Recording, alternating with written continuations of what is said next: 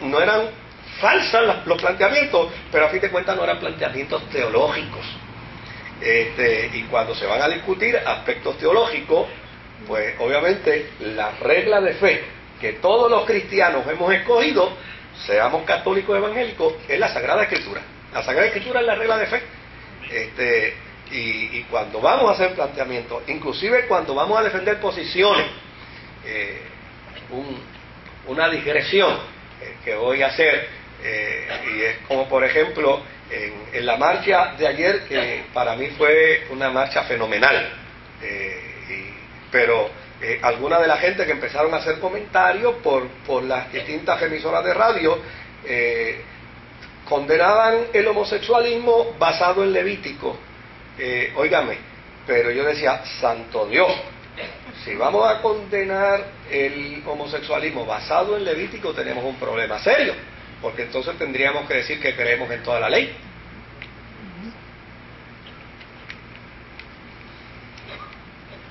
¿No creemos en la ley o no la creemos?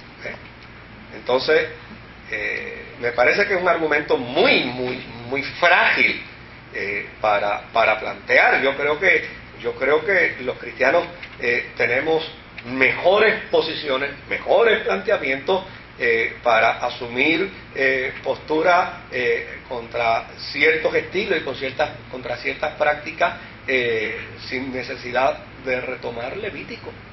Porque si yo digo que me voy a circunscribir a Levítico para sostener esto, entonces tendría que admitir todo el libro de Levítico como parte de una práctica cotidiana de la vida cristiana, porque no puedo aplicar una cosa y de hecho es un mal planteamiento. Ahora vamos a ir a nuestro amigo Juan Calvino. Juan Calvino nació en Noyon, en Francia, el 10 de julio de 1509. Cuando él nació, ya Lutero era profesor en Wittenberg. Lo que quiere decir es que hay una diferencia, ¿verdad?, marcada. Proviene de una clase media y su padre era el secretario del obispo de la catedral de Noyon en Francia. Lo que quiere decir es que Juan Calvino nace en el seno de la Iglesia Católica y desde luego su padre, que era un hombre de clase media, pues ocupaba una posición de prestigio dentro de la Iglesia Católica. Era el secretario personal del obispo. Claro, fue mediante el oficio de su padre y como resultado de la posición que tenía, que él consiguió que la Iglesia y el obispado le otorgara a Calvino, su hijo, becas para estudiar.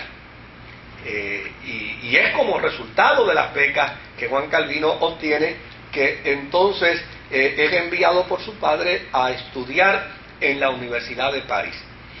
Una vez Calvino llega a la Universidad de París, desde luego, no sé si recuerdan cuando hablamos del humanismo y dijimos que el humanismo fue una respuesta pseudo-teológica precisamente al proceso del oscurantismo que la Iglesia tenía en esa etapa, donde prácticamente reducía a la nada la figura del ser humano, dadas las circunstancias de todas las supersticiones, y desde luego el humanismo era un movimiento de pensadores cristianos, que llana y sencillamente entendían que si el ser humano es la criatura por excelencia del Creador, pues no puede estar en una posición tan relegada y tan abandonada.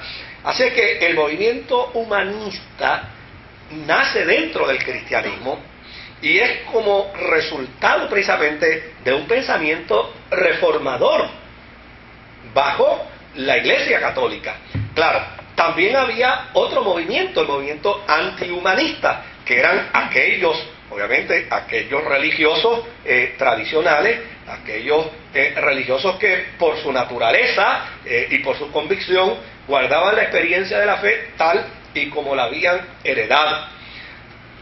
En Francia convergían esos movimientos, por un lado los que postulaban el humanismo y por el otro lado los que estaban en contra del humanismo, pero también estaban las doctrinas de Wycliffe. ¿Se acuerdan que Wycliffe fue un reformador antes de Lutero?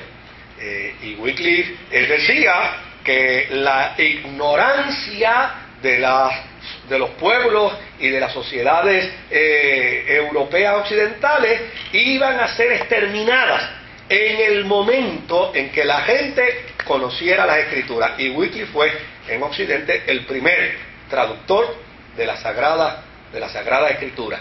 También estaba la corriente de Juan Hus.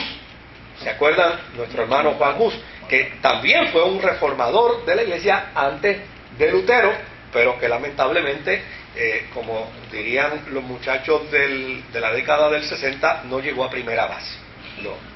Lo mataron. Y por el otro lado, pues estaba también el pensamiento de Lutero, que era un pensamiento reformador y era el pensamiento que en ese momento estaba en boga. Cuando uno ve algunos de los escritos de Calvino, él dice lo siguiente. Él dice que cuando él llegó a París y se encontró por un lado con el movimiento humanista y se encontró por el otro lado con el movimiento antihumanista y se encontró con la doctrina de Wycliffe, con la doctrina de Juan Hus, con la doctrina de Lutero, él dice: yo estaba obstinadamente atado a las supersticiones del papado. Como señalando con ello, obviamente yo seguía en la postura tradicional de ese catolicismo de esa época y de ese momento. Ya para el 1528 completó sus estudios en París como maestro en artes, con una especialidad en jurisprudencia. De ahí salió a estudiar a Bourges y a Orleans, y desde luego allí estudió bajo la tutela de los mejores juristas de ese momento, que era Pierre de Stoy y Andrea Alciati. Lo de Andrea, en estas regiones europeas, no necesariamente es un nombre femenino, es un nombre masculino. Todavía al día de hoy usted puede encontrar en Europa personas con ese nombre. Andrea Bocelli, italiano, sí. Yo sabía que ese era el que iba a salir. Ahora, no, perdón, Andrea Papandreou, el primer ministro de... Exacto. Oye, está bueno. Está duro, está duro. Sí, cumplió año ayer, ¿sabes? 64. Felicitamos. No. Ahí lleva. No tienes que decirle edad, no está obligado, no la digas. No, que no se lo digan a David. No, David le adelanta a 8 o 10 años más fácil. Ahora, fíjese lo interesante.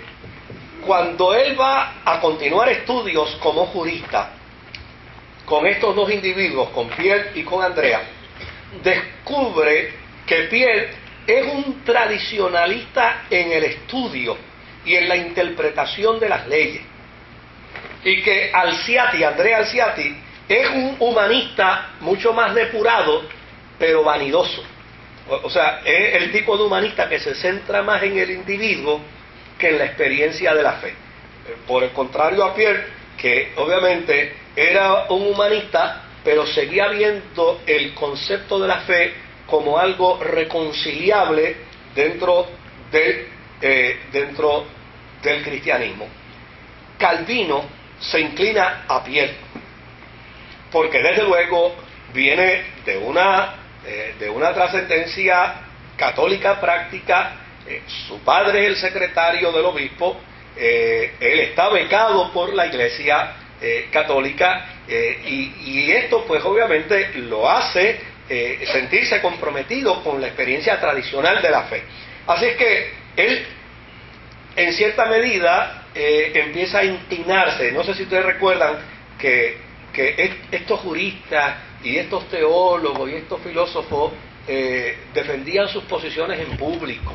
Y se acuerdan que era parte del procedimiento que, por ejemplo, si yo iba a atacar la doctrina de Roberto, yo tenía que conocer al dedillo la doctrina de Roberto.